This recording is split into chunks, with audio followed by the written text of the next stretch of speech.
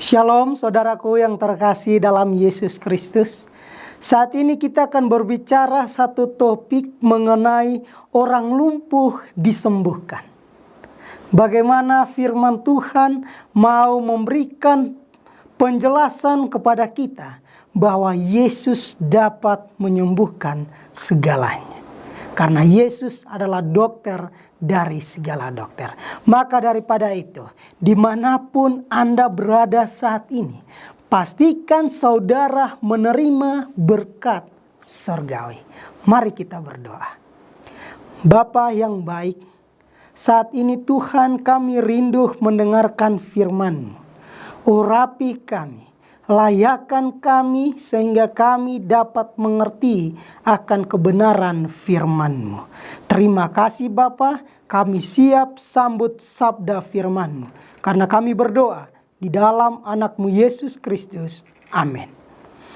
Baik saudaraku yang terkasih dalam Yesus Kristus, kita berbicara tentang orang lumpuh disembuhkan. Mari kita lihat membuka Alkitab kita di dalam Markus pasal yang kedua. Markus pasal yang kedua ayat yang pertama sampai ayat yang ke-12. Ayat yang pertama mengatakan, kemudian sesudah lewat beberapa hari, waktu Yesus datang lagi ke Kapernaum, tersiar kabar bahwa ia ada di rumah. Ayat yang kedua, maka datanglah orang-orang berkerumun sehingga tidak ada lagi tempat. Bahkan di muka pintu pun tidak. Sementara ia memberitakan firman kepada mereka. Luar biasa saudaraku. Ketika Yesus kembali lagi ke tempat di Kapernaum, sudah tersiar kabar bahwa Yesus akan datang ke tempat itu.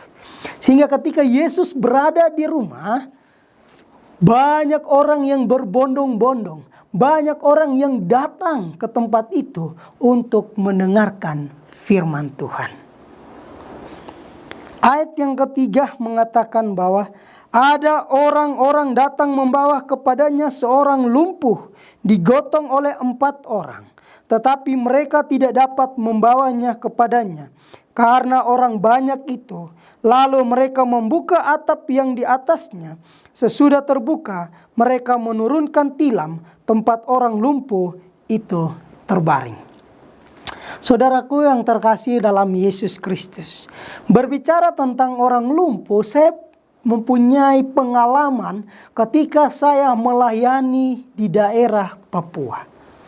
Ketika saya melayani di Papua, ada gadis yang lumpuh kurang lebih sudah 4 tahun. Ketika dia lumpuh, kami datang kepada orang tuanya dan bertanya, mereka sudah bawa kemana-mana, bawa ke mantri, ke dukun, atau kemanapun. Tetapi sudah 4 tahun saudaraku, tidak pernah sembuh-sembuh. Bahkan dia semakin parah. Tetapi saudaraku yang terkasih dalam Yesus Kristus, kami bukan perawat, kami bukan dokter. Saya dan partner saya mencoba untuk melakukan penyembuhan apa yang kami tahu. Ketika kami menggunakan arang charcoal untuk memberikan kepada gadis yang lumpuh ini, diberikan 4 jam sekali kami kasih minum. Dan akhirnya badan yang besar, kaki yang lemas, di dalam 1 minggu, 2 minggu mulai ada kebaikan. Dia sudah bisa duduk dan kami dorong untuk selalu jumur panas. Dan akhirnya kami berjalan 3 minggu berjalan penyembuhan ini. Dan akhirnya anak ini sudah bisa berdiri. Kami membuat rel untuk dia jalan. Dan sudah hampir bisa jalan saudaraku. Tetapi ada halangan yang terjadi. Ada dukun dari kampung sebelah. Ini yang unik saudaraku. Dukun dari kampung sebelah datang dan dia bilang, berhenti kalian berdua untuk mengobati anak ini. Saya yang akan mengobati anak ini. Dalam waktu 3 hari pasti akan sembuh. Oh saudaraku yang terkasih, akhirnya kami mencoba tidak untuk memberikan obat lagi kepada anak ini. Dan dukun ini yang mengambil kendali. Dalam waktu 3 hari, saudaraku, apa yang terjadi? Anak ini kembali penyakitnya yang parah. Dan dia semakin tidak bisa bangun lagi. Dan dia lumpuh total. Saudaraku, ketika saya datang dan bertanya apa yang diberikan oleh dukun ini, ternyata setiap hari dipaksa untuk minum air jahe merah kepada anak perempuan ini. Jadi saudaraku yang terkasih dalam Yesus Kristus, ketika anak ini hampir disembuhkan oleh Tuhan, tetapi masih banyak godaan-godaan. Berjalannya waktu, dukun ini kembali ke kampung dengan tidak malunya. Dan akhirnya anak ini kami kembali rawat dengan baik. Tapi sayang saudaraku, sayang 1000 sayang. Orang tua ini dengan cepat membawa kembali anak ini ke kampung mereka. Dan yang terjadi, saya mendengar kabar, anak ini semakin parah. Dan 2 minggu berlalu, anak ini meninggal. Saudaraku yang terkasih dalam Yesus Kristus, firman Tuhan saat ini juga berbicara tentang orang lumpuh yang tidak bisa datang kepada Yesus. Tetapi ketika tersiar kabar bahwa Yesus ada di rumah itu, orang lumpuh ini dengan hatinya, dengan imannya mau datang melihat Yesus. Di ayat yang keempat dikatakan bahwa tetapi mereka tidak dapat membawanya kepadanya karena orang banyak itu. Lalu mereka membuka atap yang di atasnya. Sesudah terbuka mereka menurunkan tilam tempat orang lumpuh itu terbaring. Singkat cerita dari perikop Markus pasal yang kedua ini, ada 4 orang datang mau menemui Yesus. Tetapi ketika dalam perjalanan mereka melihat ada seorang yang lumpuh, yang rindu juga mau datang kepada Yesus. Sehingga itu mereka menggotong orang lumpuh ini dengan tilamnya dan bawa kepada Yesus. Saudaraku, bisa saja ketika mereka sampai di sana sudah capek, keringat. Tetapi karena melihat tadi ayatnya mengatakan bahwa banyak orang, bahkan pintu pun sesak. Apa yang terjadi? Bisa saja ke-4 orang ini ada yang tidak mau lagi membantu orang lumpuh ini. Tetapi ketika dengan percaya, dengan iman, ketika menuju Yesus, mereka pasti bisa. Apa yang mereka lakukan? Ayat yang kelima, ayat yang keempat mengatakan mereka membongkar rumah itu. Membongkar atap itu dan menurunkan tilam yang berisi orang lumpuh itu ke hadapan Yesus. Mari kita baca Markus pasal yang kedua ayat yang kelima. Ketika Yesus melihat iman mereka, berkatalah ia kepada orang lumpuh itu, "Hai anakku, dosamu sudah diampuni."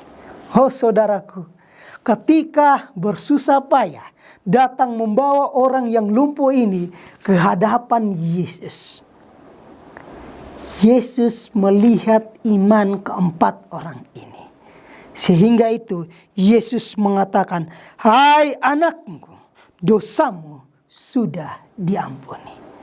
Terkadang kita membutuhkan orang untuk membawa kita kepada Yesus. Terkadang kita membutuhkan teman untuk membawa kita kepada Yesus. Jika iman kita sedikit menurun, kita membutuhkan teman-teman kita untuk membawa kita lebih semangat mendekat kepada Yesus. Ayat yang ke-6, tetapi di situ ada juga duduk beberapa ahli Taurat. Mereka berpikir dalam hatinya, mengapa orang ini berkata begitu? Ia menghujat Allah. Siapa yang dapat mengampuni dosa selain daripada Allah sendiri? Firman Tuhan dalam perikop ini sangat luar biasa, saudaraku. Yesus sudah pernah datang ke Kapernaum. Tetapi ketika dia kembali lagi, sudah terdengar satu kampung Kapernaum itu bahwa Yesus ada di rumah itu. Sehingga mereka datang berbondong-bondong untuk mendengarkan firman Tuhan. Aplikasi dalam hidup kita. Bagaimana kita datang kepada Yesus. Bagaimana kita sedang duduk berkerumun, tetangga, keluarga, atau di gereja. Sudahkah kita menceritakan kebenaran firman Tuhan? Sudahkah kita menceritakan hal kebaikan yang Yesus sudah buat kepada kita?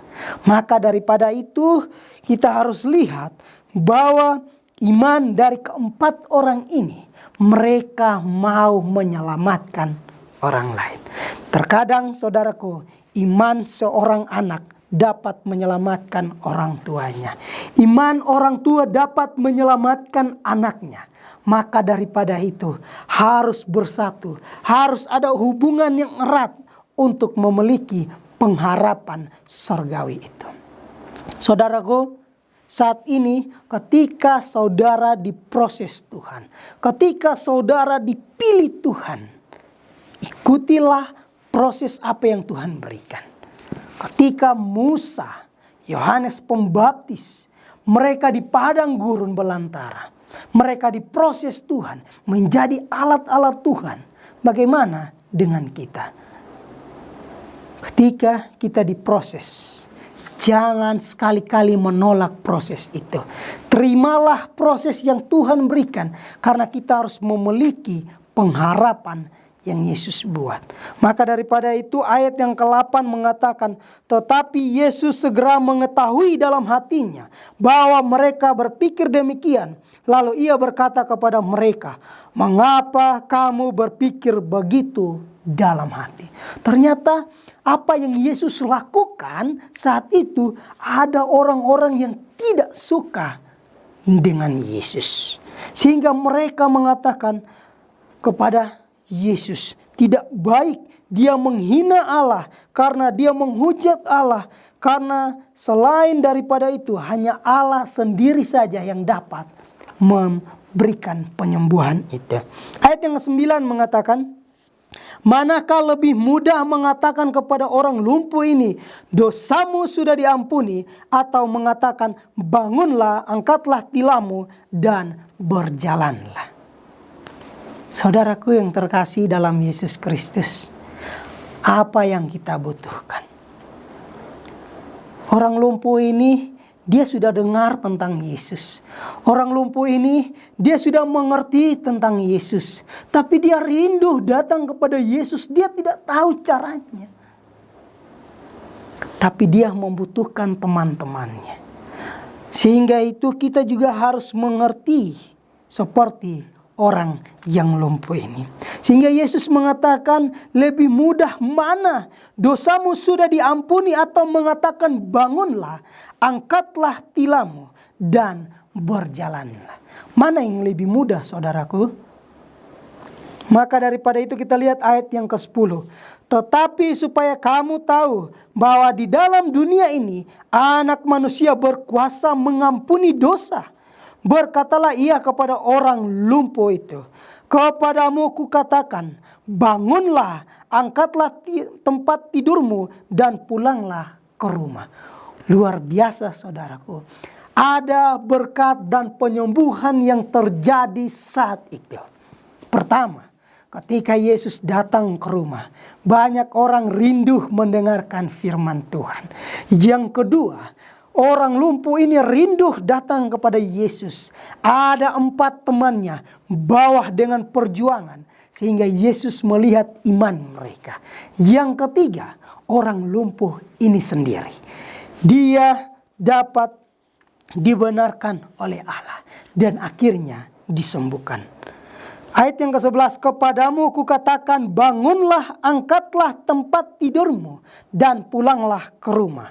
Dan orang itu pun bangun, segera mengangkat tempat tidurnya, dan pergi keluar di hadapan orang-orang itu, sehingga mereka semua takjub lalu memuliakan Allah. Katanya, yang begini belum pernah kita lihat. Saudaraku yang terkasih dalam Yesus Kristus, saat ini firman Tuhan mau mengundang kita. Adakah Yesus di rumah kita? Adakah Yesus di dalam hati kita? Ketika kita mengundang Yesus di dalam diri kita, mengundang Yesus di dalam rumah kita, Sudahkah kita menceritakan hal kebaikan tentang firman Tuhan? Sehingga banyak orang yang mau datang dekat dengan kita, mendengarkan pekabaran melalui firman Tuhan ini, bahwa Yesus memiliki pengharapan, bahwa Yesus memiliki segalanya untuk kita dapat nikmati. Maka daripada itu, milikilah hubungan yang erat dengan Tuhan. Milikilah hubungan yang baik dengan Tuhan. Ketika hari ini jatuh, bangun lagi. Minta pengampunan dan tinggalkan hal-hal seperti itu. Sehingga itu peristiwa seperti orang yang lumpuh disembuhkan ini, kita dapat mengerti bahwa Tuhan juga rindu untuk kita melakukan yang terbaik. Sehingga itu ketika Yesus memanggil saudara di dalam pelayanan, ketika Yesus memanggil saudara di dalam kehidupan saudara, jadilah teladan, milikilah karakter seperti Allah ini. Seperti keempat orang ini, mereka mau membantu dan Tuhan melihat iman mereka. Bagaimana dengan kita? Apakah kita mau seperti itu, saudaraku yang terkasih dalam Yesus Kristus? Karena firman Tuhan di dalam Mazmur 119 ayat 105 menjelaskan, firman-Mu itu pelita bagi kakiku dan terang bagi jalanku. Inilah firman Tuhan yang kita harus miliki. Bagaimana kita memiliki terang itu di dalam hidup kita, maka kita dapat membawa orang datang kepada Yesus. Kiranya Tuhan memberkati kita. Maranatha.